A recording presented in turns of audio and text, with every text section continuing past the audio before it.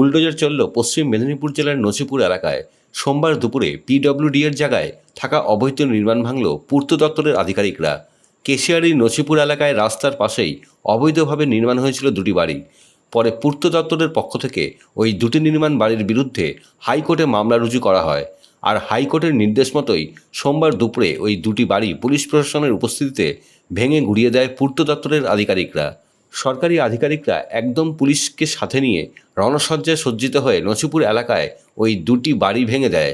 যারা ওখানে বসবাস করতেন তাদের মধ্যে একজনের দাবি তাদেরকে কিছুই জানানো হয়নি। প্রশাসনিকভাবে পিডব্লিউডির ইঞ্জিনিয়ারের বক্তব্য, বারবার নোটিশ দেওয়া হয়েছে, হিয়ারিং হয়েছে, তারপরেই নির্দেশ অনুসারে ভাঙা হচ্ছে অবৈধ নির্মাণ।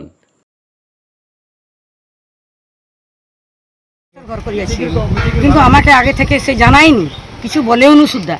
কিন্তু আমার সঙ্গে একটু নুচার করলে আমি সুন্দর তার জায়গায় নাই রই করে আমাকে একটু জায়গা দিতেছে।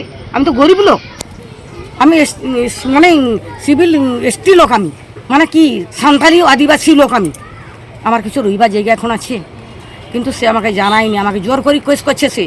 কিন্তু যতবার কেস করছে ততবার হাজিরা দিতে গেছি। কেস মানে কেস করেছে আমাদের নামে।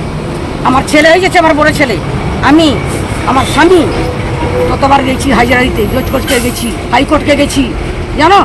আমার 100 টাকা খরচা করেই লাস্টে আমার ঘরটাকে ভাঙি দিলে। আমার যে এখন কাগজ আছে, আমার যে 4 ডিসিমিল জায়গা, সেই জায়গাটা আমাকে কে দিবে? আমি কোথায় থাকবো? হাইকোর্ট থেকে তো বলা হচ্ছে আপনাদের বারবার জানানো হয়েছিল এই ভাঙার ব্যাপারে। জানানো মোটে হয়নি, মোটে জানানো হয়নি। জানাইছো যদি দেখো একমাত্র হয়তো পাঠিয়ে জানছি, আমরা জানি না। আমরা জানলে একটু আমরা সতর্ক হতাম। হাইকোর্টের অর্ডার ছিল Hrishikesh Manna versus government of West Bengal.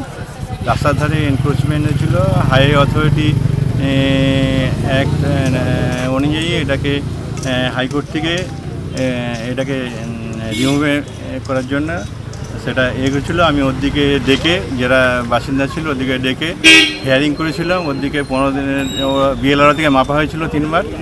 হ্যাঁ, গভর্নমেন্ট ল্যান্ডের উপরেই ওরা আছে। তারপরে হচ্ছে ওদিকে ডেকে হিয়ারিং করেছিলাম। হিয়ারিং করার পর ওদিকে 15 দিনের মধ্যে, যেহেতু ওদের কোনো কাগজ ছিল না, 15 দিনের মধ্যেই ওদিকে রিমুভ করতে বলেছিলাম। কিন্তু তারপর ওরা রিমুভ করেনি। তারপরে আমি এসডিওকে জানাই। এসডিও থেকে 2 বার হিয়ারিং করেছিল। হিয়ারিংয়ের পর লাস্টে ভোটের আগে এসডিও সাহেব এটাকে রিমুভ এনক্রোচমেন্টটাকে, ওরা হিয়ারিংয়ে দুজন উপস্থিত হয়নি। হ্যাঁ, তারপরে ভোটের আগেই এসডিও সাহেব অর্ডার দিয়েছিলেন রিমুভ করার জন্যে। না, সব নোটিশই দেওয়া হয়েছে এসডিও থেকে। সব ওরা তো হিয়ারিংয়ে গেছেন তো আমার কাছে গিয়েছিলেন।